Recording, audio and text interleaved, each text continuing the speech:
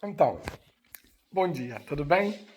Hoje eu me deparei com um texto que eu vou falar uma coisa para vocês. Eu fiquei pensando se eu estava lendo uma matéria do passado ou do presente. Que eu vou te falar uma coisa, não é fácil não. Filipenses, estava lendo, ouvindo Filipenses e lendo. Eu gosto muito de ouvir, presta bem atenção. A fé vem pelo ouvir, não vem pelo ler.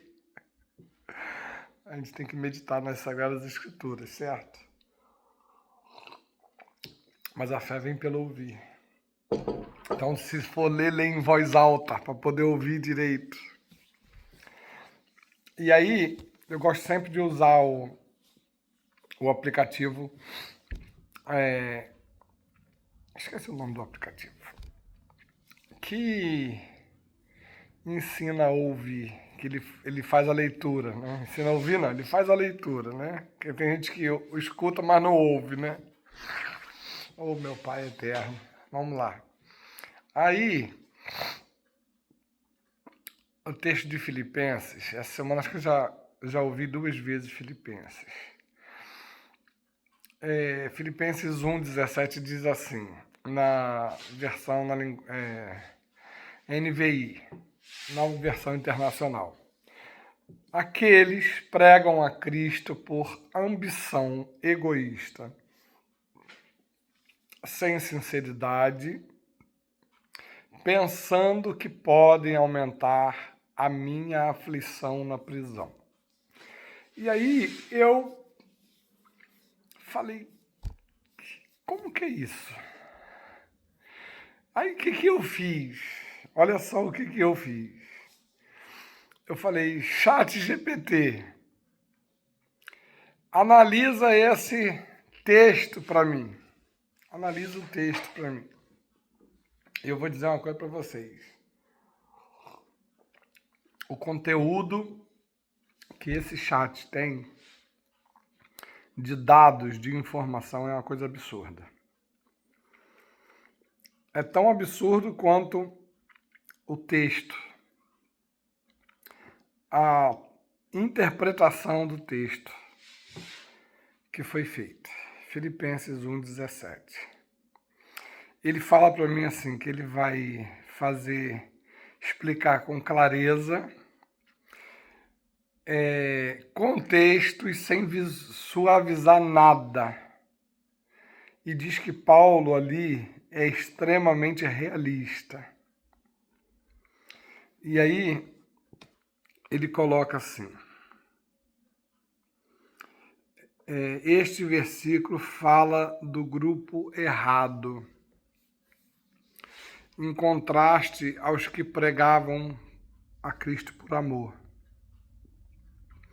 Ele fala assim, o contexto histórico e espiritual é que Paulo estava preso em Roma, o evangelho estava sendo espalhado e a prisão de Paulo abriu espaço para outros líderes aparecerem.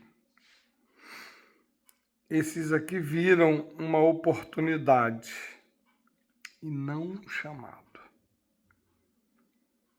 Eles viram uma oportunidade. E aí ele começa assim, pregam a Cristo. Isso é chocante. Eles pregavam o conteúdo certo, falavam do Cristo verdadeiro, não eram hereges no seu discurso.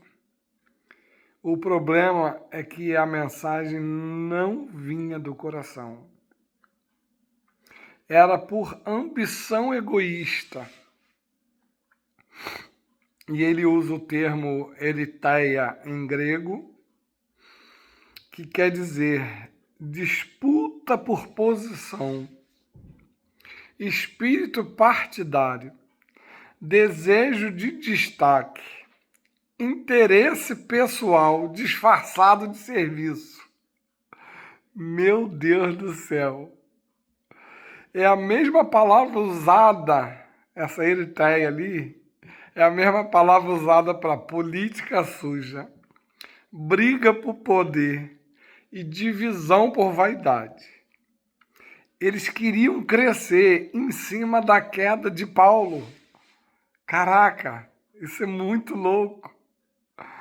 E eram sem sinceridade. Paulo usa o termo out aragnos, que literalmente quer dizer sem pureza, sem transparência e com segunda intenção.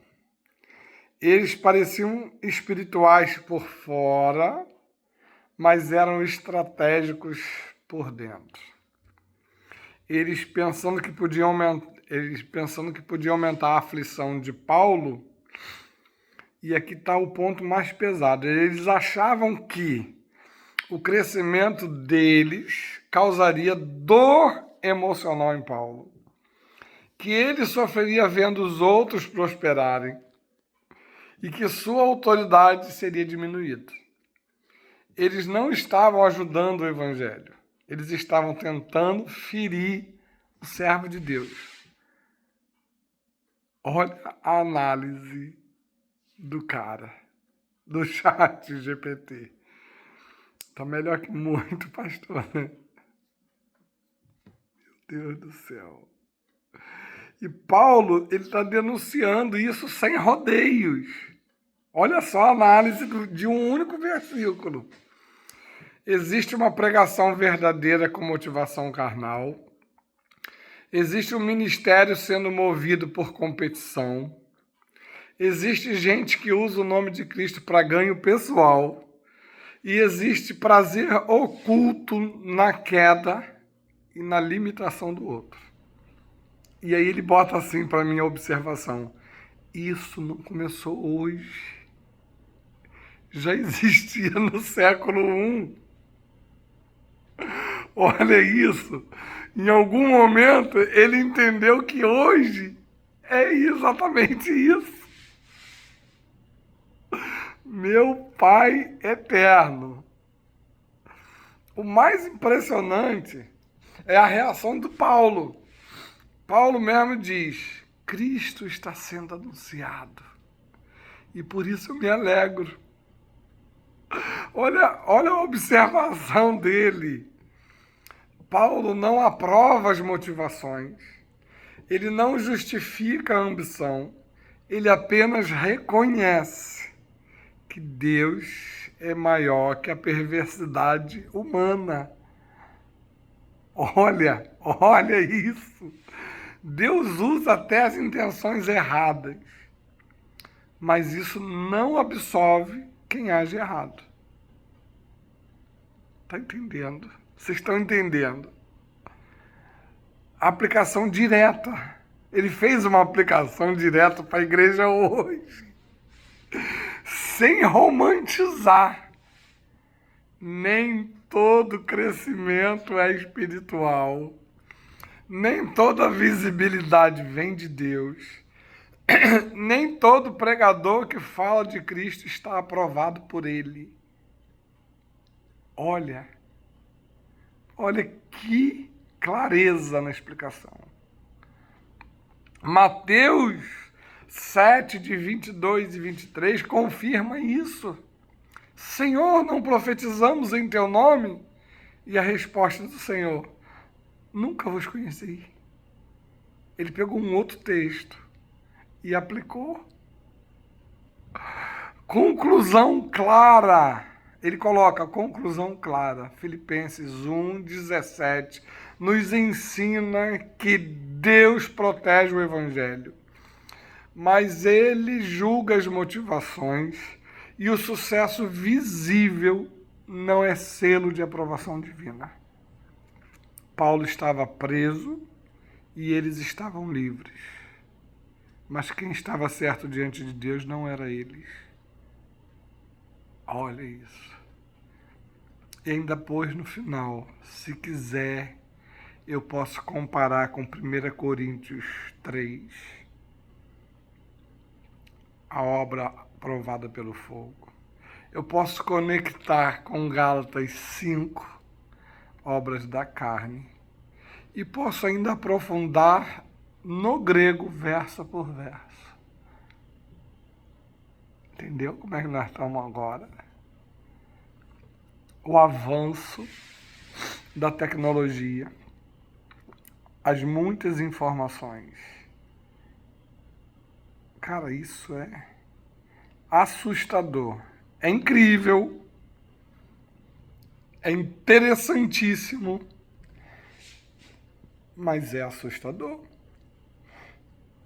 Por um lado, a gente vê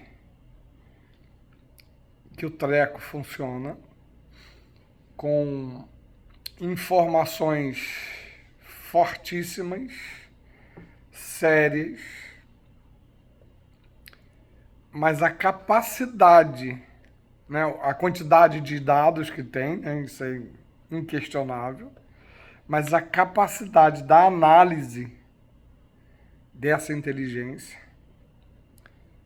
e de uma análise coerente é um negócio assustador. É um negócio assustador. Mas a gente aproveita a clareza, aproveita a profundidade do conhecimento da máquina, da inteligência artificial e bate palma, porque é exatamente isso o que a inteligência artificial viu na sua análise textual, é exatamente o que é. Como ele mesmo disse, no primeiro século. E já existia, não é algo só de agora. Em momento nenhum eu falei de agora. Em momento nenhum eu disse do hoje. Eu disse do texto lá do século I. Cara, isso é muito louco. Interessante. Eu só queria compartilhar isso, tá bom? Só compartilhar. Vamos usar essa bagaça aqui para aquilo que funciona, né? Se pode usar o chat GPT para aquilo que é bom, vamos usar, vamos aprender. O grego, o hebraico, o aramaico, o latim. De quebra ainda coloca nos originais e em outros idiomas também, tá bom? Isso aí. Valeu, a análise foi interessante. No mínimo, interessante. Beijos.